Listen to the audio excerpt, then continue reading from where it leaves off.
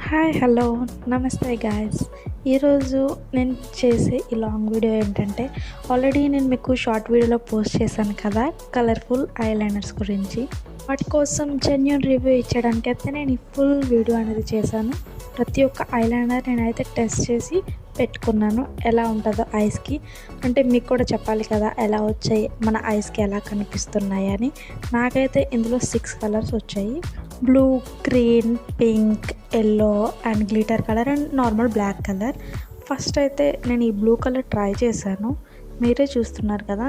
నాకైతే బ్లూ బాగానే నచ్చింది, బాగుంది కదా. మీకు ఎలా అనిపించింది?